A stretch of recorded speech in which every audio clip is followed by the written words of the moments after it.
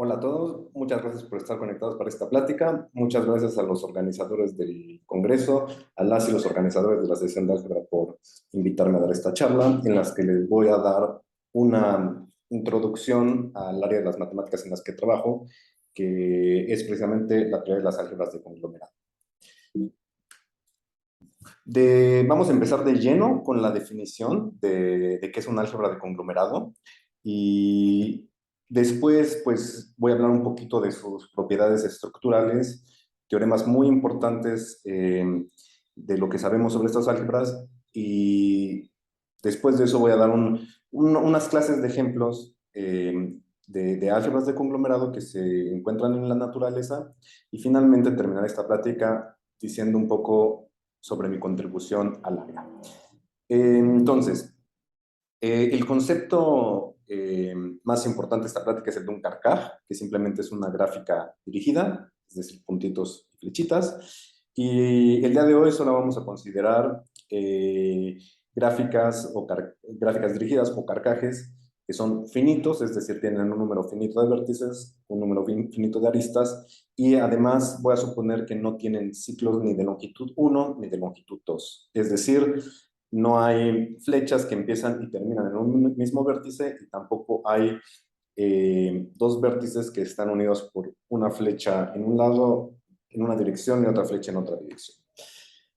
Vamos a tener dos tipos de vértices, los mutables y los congelados. Y a lo largo de la charla voy a colorear con el color rojo a los vértices mutables y con el color azul a los vértices congelados. Y bueno, como esto es un carcaj finito, hay un número finito de vértices, voy a suponer que hay m vértices en total, de los cuales los primeros n son mutables y los últimos m menos n van a ser congelados. Aquí tengo un ejemplo de un carcaj que, como pueden ver, tiene tres componentes conexas, entonces no estoy suponiendo nada sobre la conexidad. Pueden ver que hay múltiples flechas entre vértices, hay ciclos de longitud 3 y todo esto está bien. Lo único que no quiero es que haya ciclos de longitud 1, de longitud 2. Entonces, la definición del álgebra de conglomerado va a depender totalmente de una operación combinatoria, que es la de mutación de carcaj, que les presento a continuación. Entonces, los carcajes van a van a poder mutarse en vértices mutables. En los vértices congelados no los voy a mutar. Y la mutación va a ser un proceso que altera mi carcaj de manera local alrededor del vértice en el que estoy mutando mediante tres pasos.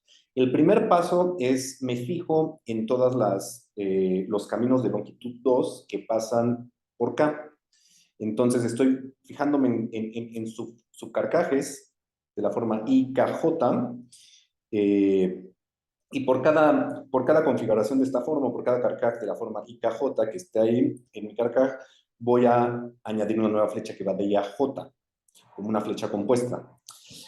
Ese es el primer paso. El segundo paso lo que va a hacer es que voy a voltear la orientación de todas las flechas que son incidentes al vértice K o que conciernen al vértice K. Entonces, si hay una flecha que le pega acá, la cambio de orientación, y si hay una flecha que sale de K, la cambio de orientación. Y el primer paso, bueno, los primeros dos pasos puede que me generen dos ciclos. Entonces, como esta es una condición que estoy pidiendo, que los carcajes no tengan dos ciclos, pues en el último paso es eliminar una colección maximal de ciclos de longitud 2 que se podrían haber formado. Entonces, aquí abajo tenemos un ejemplo. Empiezo con este carcaj, el 1, 2, 3. Entonces, el 1 lo estoy poniendo rojo, estoy pensando que es mutable, y los otros dos vértices 2 y 3 lo estoy poniendo negro. Lo que quiere decir es que pueden ser o mutables o congelados, no importa. A final de cuentas, lo que voy a obtener al mutar el carcaj en el vértice 1 va a ser lo mismo, no importa si 2 o 3 son mutables o congelados, no importa. Entonces, si ven, el paso 1 me diría, fíjate en los caminos de longitud 2 que pasan por 1, pues hay uno que empieza en 3, pasa por 1 y termina en 2, entonces añado una flecha compuesta. El segundo paso me diría, cambia la orientación de la flecha que va de 1 a 2, entonces arriba una flecha de 2 a 1, y cambio la orientación de la flecha que va de 3 a 1, entonces tengo una flecha de 1 a 3, y pues lo que tengo sería esto que está en medio. Si ven, aquí está la flecha compuesta, aquí cambié la orientación de los dos ciclos, de las dos flechas, y no generé ciclos de longitud 2, entonces ahí me quedo. Si vuelvo a mutar este carcaj ahora en dirección 1, pues aquí lo que va a pasar es que la flecha compuesta que va del 2 pasa por el 1 y al 3, me va a generar un 2 ciclo, me va a añadir una flecha de 2 a 3 y me genera un 2 ciclo. Entonces voy a tener casi lo mismo, las flechas que conciernen al 1 se van a cambiar de orientación, pero aquí desaparezco el 2 ciclo y si ven, regreso a lo mismo, al mismo carcaj con el que inicié. Entonces, de hecho, esto es una propiedad general, la mutación es una involución, mutar dos veces en el mismo vértice es no hacer nada. Este es un ejercicio muy sencillo, si quieren pueden pausar el video y pueden intentar probarlo. No hay truco, es simplemente seguir la regla combinatoria y listo.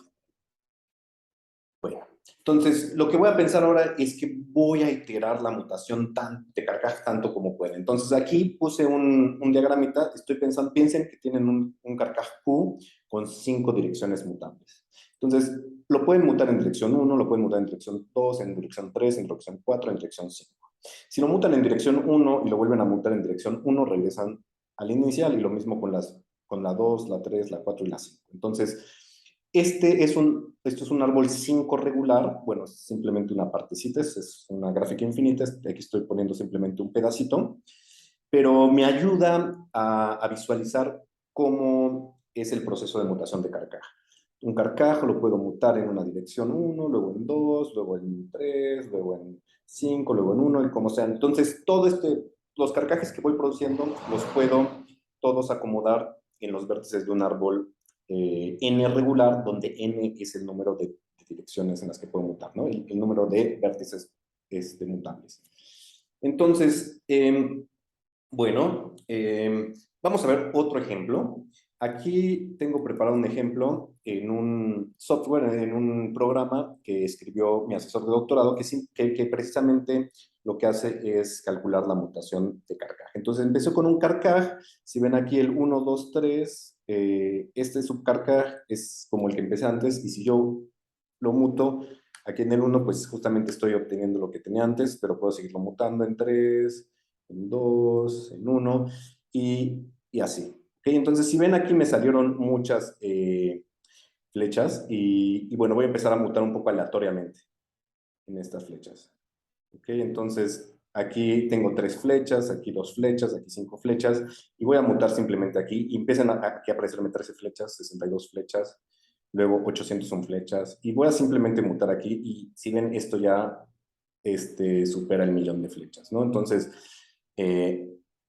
esto nada más empieza a crecer muchísimo. ¿Sí? Aquí ya se ve que los números que están obteniendo son gigantescos, ¿no? Entonces, lo que acabamos de definir es una operación combinatoria en el conjunto de carcajes que es muy, pues que explota, ¿no? Entonces, el fenómeno final es que esto explota. Bueno, para definir mi álgebra de conglomerado voy a necesitar algo más, que es conglomerados y semillas. Entonces, voy a fijar f, el campo de funciones racionales, en m variables conmutativas, x1 hasta xm. M era el número de vértices que tiene mi carcaj. Y bueno, voy a considerar subconjuntos de este campo f.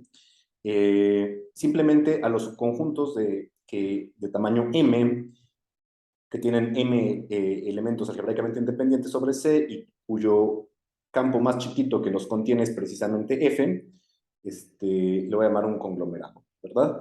Entonces, bueno, los conglomerados van a ponerse junto con los carcajes para formar una semilla. Entonces, una semilla simplemente va a ser un carcaj y un conglomerado. ¿Ok? Entonces, a la información que tenía antes le pego un conjunto de generadores libres del campo F, si quieren. ¿Ok? Entonces, bueno, así como muté mis carcajes, voy a mutar semillas. Entonces, yo empiezo con una semilla, U, X, y escojo un vértice mutable. Voy a construir otra nueva semilla, la mutación en dirección K de esta semilla U, X, que va a ser otra vez otra semilla, va a ser un carcaj y otro conglomerado. Y entonces este carcaj muta con la primera definición que vimos. Ahora les tengo que decir cómo construyo el nuevo conglomerado.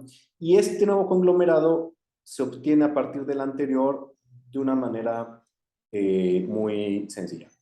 Simplemente voy a reemplazar el késimo elemento de este conglomerado por un elemento X', y este X' está dada por esta formulita. ¿Ok? Entonces, la diferencia entre X y la mutación K de X es simplemente un elemento y ese elemento está dado por esta formulita. Entonces, estoy reemplazando al elemento, al késimo elemento por este.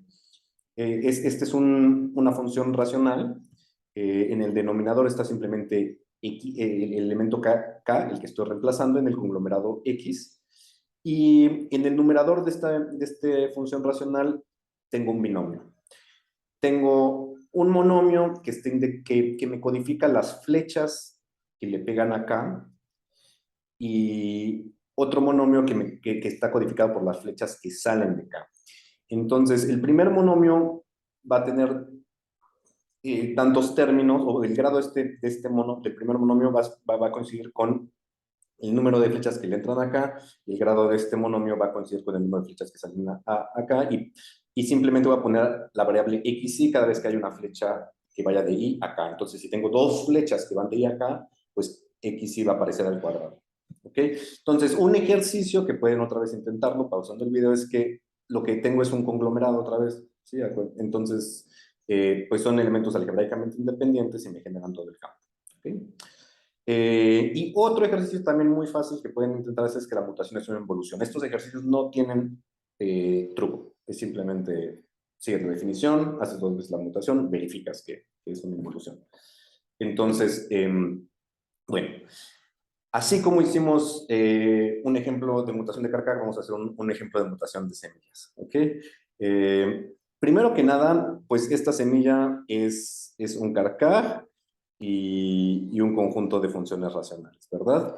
Aquí en este caso, mis funciones racionales son simplemente las variables x1, x2, x3, y mi carcaj solo tiene vértices mutables, tiene 3 vértices mutables, tiene una flecha de 1 a 2 y 2 flechas de 2 a 3.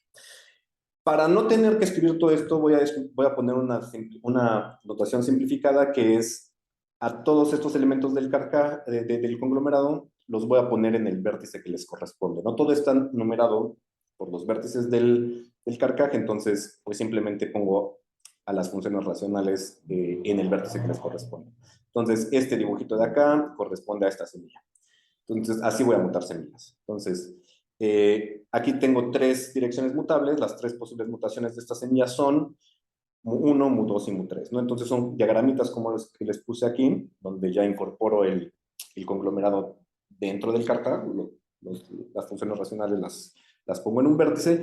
Y, por ejemplo, aquí el mu1, pues reemplacé a la variable x1, que era la que estaba en el vértice 1, por una función racional donde el denominador es x1 la que estoy reemplazando, el numerador tiene 2 términos.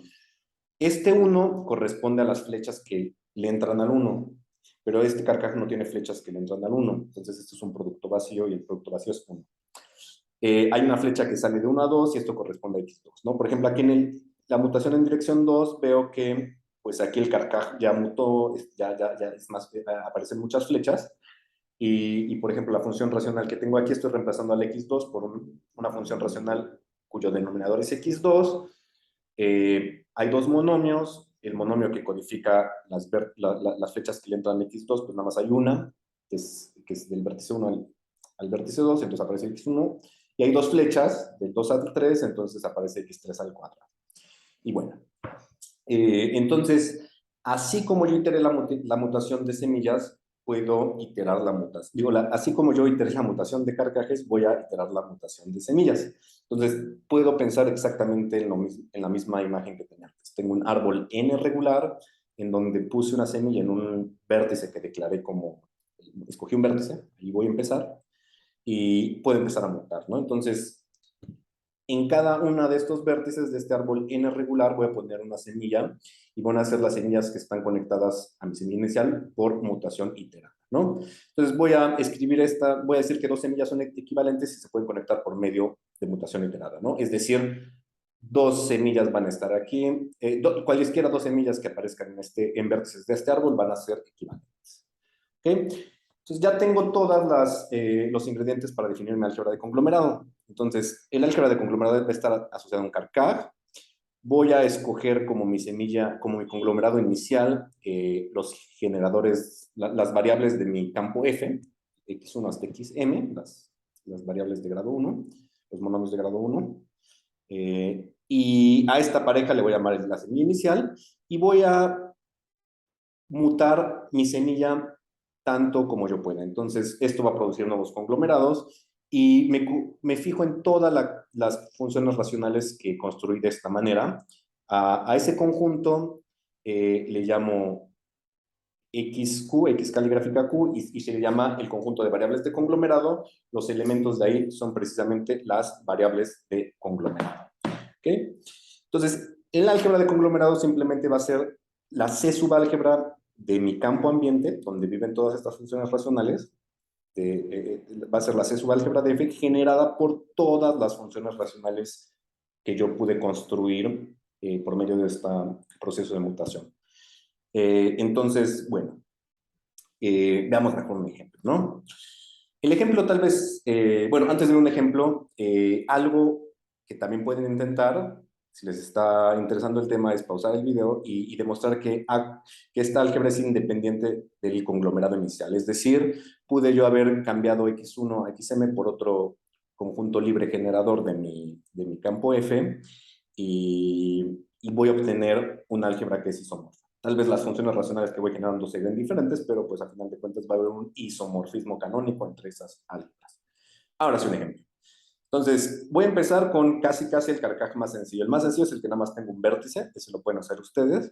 Y el siguiente es el que tengo dos vértices y una flecha entre ellos, ¿verdad? Entonces, este es mi conglomerado inicial. Puedo mutar en dirección 1 o en dirección 2. Para empezar, voy a mutar en dirección 1. Entonces, si muto en dirección 1, pues se verifica que, bueno, en este caso es muy fácil. La mutación del carcaj simplemente va a hacer que se cambie la orientación de la única flecha. No va a haber flechas de longitud, no va a haber caminos de longitud 2, no voy a generar dos ciclos. Entonces, a final de cuentas, lo único que voy a pasar es el paso 2 de mi regla de mutación, que es cambiar la orientación. Entonces, aquí la nueva función racional, pues es otra vez reemplazas al x1 por una función racional donde el x1 aparece como denominador, el producto vacío este 1 corresponde al producto vacío, que no hay flechas que entran a 1, este x2 corresponde a la única flecha que va de x1 de 1 al 2. Ahora, bueno, si vuelvo a mutar en 1 regreso, entonces muto en dirección 2. Si muto en dirección 2, pues ahora voy a reemplazar este por una cosa más complicada. Entonces aquí, bueno, ya no voy a hacer la cuenta, pero ustedes pueden verificar si quieren que les sale esta expresión, ¿no? Es simplemente hacer, el x2 va a estar dividiendo, va a ser 1 más esta cosa en el denominador, y si lo resuelven todo, si lo simplifican eso, les sale esta expresión. Voy a mutar en dirección 1, ¿ok? Entonces, aquí sí voy a hacer el cálculo. Entonces, ¿qué tengo que hacer? Tengo que reemplazar esta función que está aquí, esta función racional, por otra, ¿no? ¿Y por qué le voy a reemplazar? Va a ser por una división de funciones racionales. En el denominador va a ir la que estoy reemplazando y el numerador va a ir este binomio, ¿no? El binomio tiene dos términos, igual un término es 1 por un producto vacío que aparece y el otro término es simplemente la variable del otro vértice. Ahora, si ven esto, me va a quedar, pues tengo que hacer la división de funciones racionales, ¿no? Entonces, si yo lo hago, pues es simplemente aplico la regla del sándwich y me queda esto. Pero aquí no acaba. Si ustedes ven el numerador de esta expresión es divisible por el denominador, entonces puedo simplificar y me queda una expresión más chiquita. Entonces, si ven, a priori cuando yo veo esta expresión, pues pienso, me va a salir algo grande, algo complicado, pero pasa ahí una cancelación y hace que se simplifique y que no sea más complicada, por ejemplo, que esta variable que está aquí, ¿no? Bueno, que esta variable de conglomerado que está aquí.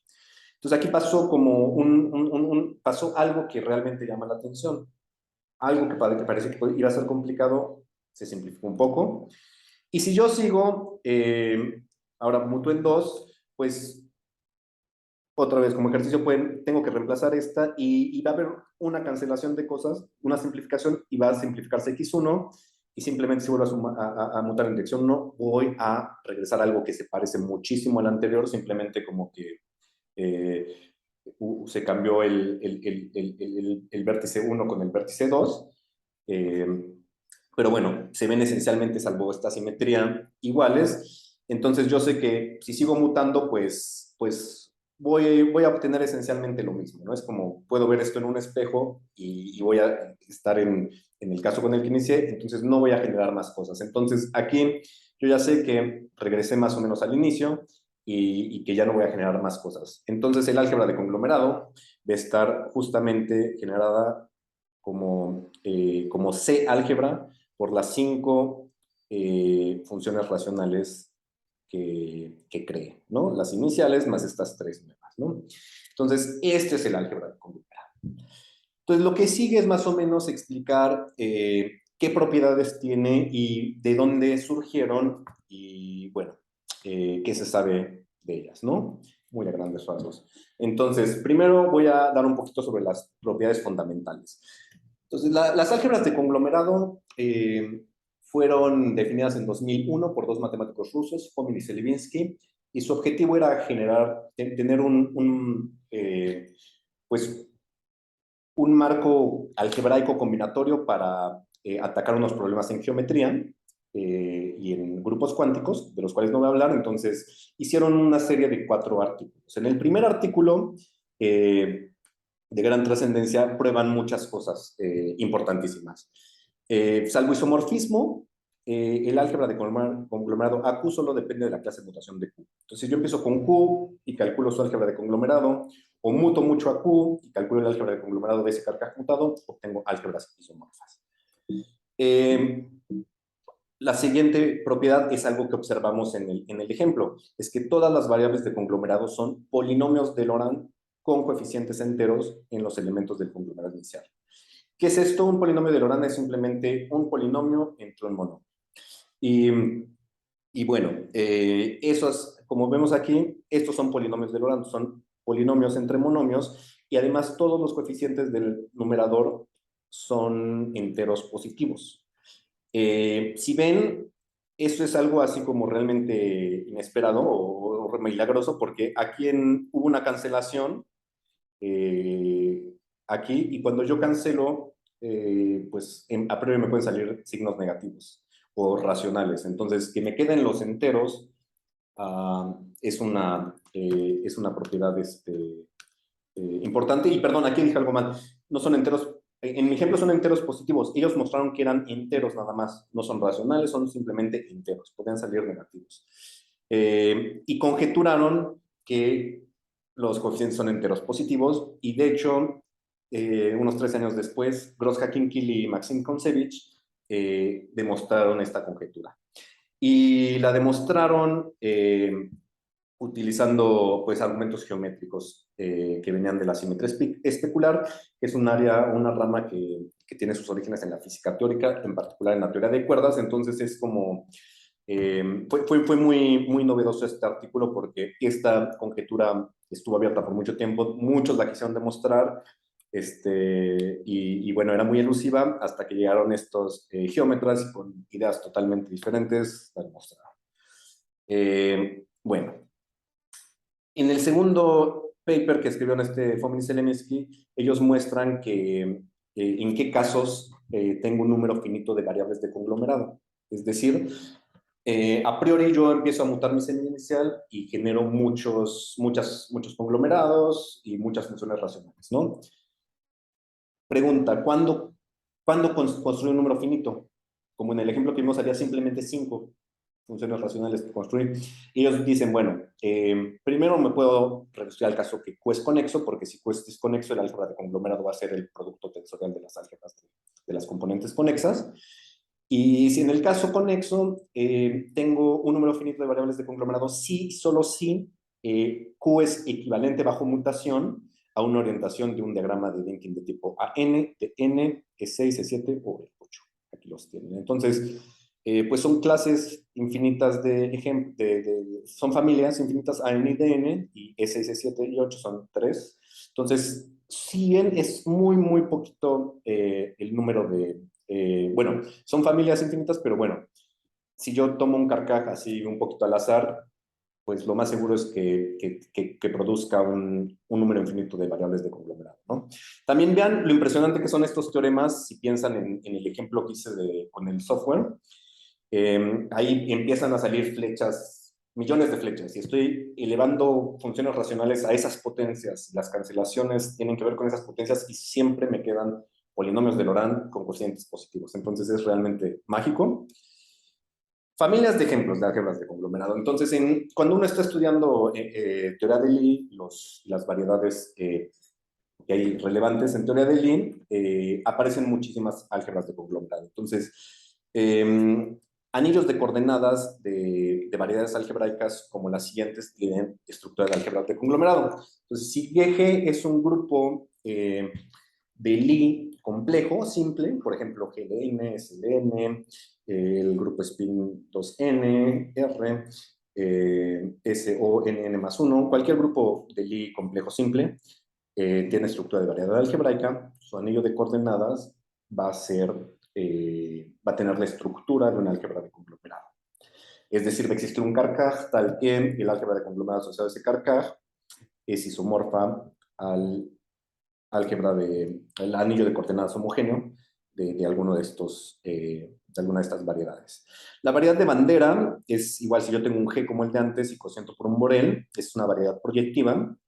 Entonces, si yo le encajo bien el encaje de Plucker a un espacio proyectivo,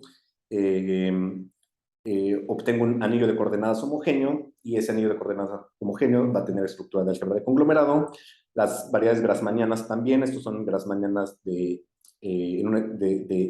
subespacios de dimensión K en un espacio complejo de dimensión N. Esa es una variedad proyectiva. También con respecto al encaje de Plucker, tengo un anillo de coordenadas homogéneo que va a ser isomorfo a un álgebra de conglomerado. Estas grassmannianas tienen estratos, variedades de Schubert, variedades positroides. Esos estratos también tienen estructuras de conglomerado. Y hay más, espacios de módulo de G, sistemas locales en superficies orientadas con frontera y puntos marcados. Era un poco el inicio de la teoría, este tipo de ejemplos que tengo aquí. Y hoy en día, pues ya se sabe que variedades de trenzas tienen también estructura de conglomerado y hay un largo etcétera. Hay muchísimos ejemplos en la naturaleza. Nada más para darles un ejemplo, aquí cambio un poquito de mi notación. Si yo considero la grassmanniana de subespacios de dimensión 4 en un espacio de dimensión 9, bueno, bajo el encaje de Plucker obtengo este anillo de coordenadas homogéneo y este es el carcaj que le da estructura de anillo de coordenadas a esto. Entonces, un carcaj con mucha simetría y bueno, si ven, tengo 4, 9, tengo 4 renglones, 9 menos 4 es 5, entonces aquí y son 5 de estas filas de puras cosas rojas. Entonces, bueno, en fin, este ejemplo se generaliza a Grassmanniana KN. Finalmente, déjenme terminar con un poquito, mencionar un poquito sobre mi trabajo. No, antes de mi trabajo voy a mencionar un poquito dónde aparecen además estas álgebras de conglomerado. Pueden ponerle pausa al video y ver un poquito todas las áreas que aparecen. Aparecen en física teórica, en análisis, en álgebra, en combinatoria, en topología, en geometría, en teoría de números. Y bueno, desde que se crearon, esta teoría explotó por todas las relaciones que había y las álgebras de conglomerado tienen una clasificación matemática. Son el ítem 13F60 dentro de la clasificación matemática. Y bueno, una de las aplicaciones hacia la vida real es fue una prueba de la conjetura de positividad por Bernard Keller. Entonces, o sea, yo lo que les dije es realmente la puntita de la puntita de la puntita del iceberg. Sobre mi trabajo, entonces, yo he trabajado en esta teoría por alrededor de 10 años y he pasado de trabajar de cosas un poco algebraicas a cosas más geométricas. Yo empecé categorificando estas álgebras por medio de categorías de Frobenius, entonces queremos reemplazar el álgebra por una categoría, de tal manera que esta categoría, pues, se acuerde de la combinatoria y los procesos de mutación. Luego se puede utilizar la categorificación para para interpretar otras invariantes de estas álgebras, y esto lo hice en algunos papers, y más recientemente estoy estudiando la relación con geometría tórica y con la teoría de deformación en geometría algebraica. Pues bueno, les agradezco mucho su atención y aquí les dejo las referencias usadas. Entonces pueden ponerle pausa y verlas con más calma. Muchas gracias por su atención.